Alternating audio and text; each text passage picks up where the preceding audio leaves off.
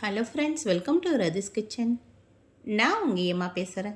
இன்றைக்கி நம்ம சேனலில் இந்த வெயில் காலத்தில் நம்ம உடம்பை குளிர்ச்சியாக பாதுகாக்கும் வகையில் இந்த கஸ்டர்ட் கிர்னி மில்க் ஷேக் எப்படி செய்கிறது தான் பார்க்க போகிறோம்.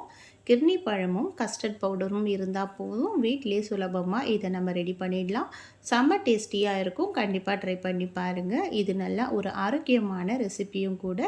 இந்த ரெசிபி எப்படி செய்யலாம் நம்ம வீடியோக்குள்ளே போய் பார்க்குறதுக்கு முன்னாடி நம்ம சேனலை சப்ஸ்கிரைப் பண்ணிவிட்டு பாருங்கள் ஃப்ரெண்ட்ஸ். இப்போ வாங்க வீடியோக்குள்ளே போகலாம்.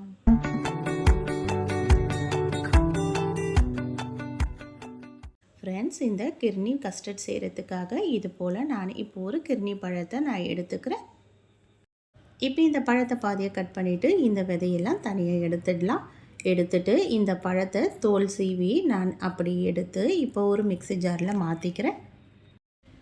இந்த கஸ்டர்ட் மில்க் ஷேக் செய்கிறதுக்காக இப்போ நம்ம இதில் நான் ஒரு பழத்தை தான் இதில் நான் எடுத்து சேர்த்துக்க போகிறேன். ஒரு மிக்ஸி ஜாரில் இது போல் கட் பண்ணிவிட்டு இந்த பழத்தை சேர்த்துக்கலாம்.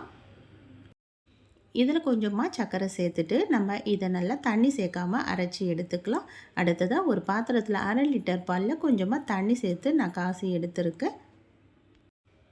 இப்போ ஒரு மிக்சிங் பவுலில் 1 டேபிள் ஸ்பூன் அளவுக்கு கஸ்டர்ட் பவுடர் எடுத்து சேர்த்துக்கலாம். சேர்த்துட்டு இப்போ நம்ம கொஞ்சம் காசி ஆற வச்ச பாலை எடுத்து நம்ம இதில் கொஞ்சமாக கட்டிப்படாமல் இந்த பாலோடு சேர்த்து இந்த கஸ்டர்டையும் கலந்து கொடுக்கணும். அதுக்கு முன்னாடி இதில் நான் ஒரு 50 கிராம் அளவுக்கு சர்க்கரை சேர்த்துக்கிறேன்.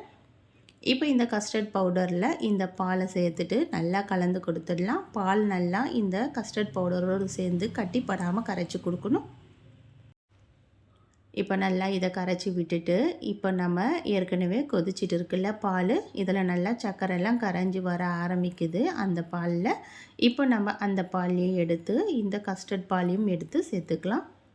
கஸ்டர்ட் பால் எடுத்து சேர்க்குறதுனால நமக்கு இந்த பால் கொஞ்சம் திக்னஸ் ஆகும். அதனால தான் இந்த பாலை நான் காசி எடுக்கும்போது கொஞ்சமாக தண்ணி சேர்த்து காசினேன். பாலில் தண்ணி சேர்க்காமல் காசணுன்னா நமக்கு இந்த கஸ்டர்ட் பவுடர் சேர்த்ததுக்கப்புறம் இன்னும் ரொம்ப திக்காயிடும். அதுக்கப்புறம் சாப்பிட நல்லா இருக்காது. இப்போ நல்லா இந்த கஸ்டர்ட் பவுடர் சேர்த்ததுக்கப்புறமா இது நல்லா ஒரு கொதித்து வர ஆரம்பிக்கட்டும். ரொம்ப நேரம் கொதிக்க வைக்கணும்னு அவசியம் கிடையாது. இது போல் நல்லா கொதித்து வர ஆரம்பிக்கிறதுல இந்த அளவுக்கு வந்ததுக்கப்புறம் நம்ம ஸ்டவ் ஆஃப் பண்ணி விட்டுட்டு இதை நல்லா ஆற வச்சிடலாம். இது ஆற ஆற ஓரளவுக்கு திக்னஸ் வர ஆரம்பிச்சிடும் நமக்கு. இந்த பால் நல்லா ஆறி வந்ததுக்கப்புறமா இதை 10 நிமிஷத்துக்கு ஃப்ரீசரில் வச்சு எடுத்துக்கலாம். உடனே நமக்கு சில்னஸ் வந்துடும்.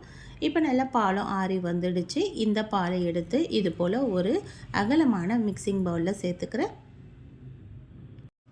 சேர்த்துட்டு அடுத்ததாக நம்ம ஏற்கனவே அரைச்சி வச்சுருந்தால இந்த கிர்னி பழம் கொஞ்சமாக சர்க்கரை சேர்த்து அந்த கிர்னி பழத்தையும் எடுத்து சேர்த்துக்கலாம். இது கூடவே சப்ஜா விதைகள் சேர்த்துக்கலாம். அது கூட பாதாம் பிசின் உங்களுக்கு எந்த அளவுக்கு தேவையோ அந்த அளவுக்கு சேர்த்துக்குங்க. சேர்த்துட்டு இப்போ நல்லா கலந்து விட்டுடலாம். நம்ம சேர்த்துருக்க இனிப்பே நமக்கு கரெக்டான இனிப்பாக இருக்கும். தேவைப்பட்டதுன்னா எக்ஸ்ட்ரா நீங்கள் இனிப்பு சேர்த்துக்குங்க. இப்போ நமக்கு டேஸ்டியான கஸ்டர்ட் கிர்னி மில்க் ஷேக் நமக்கு ரெடி ஆகிடுச்சு. இது போல் டேஸ்ட்டில் நமக்கு கடைகளில் கூட கிடைக்காது. ரொம்ப டேஸ்டியான ஹெல்த்தியான ரெசிப்பியும் கூட.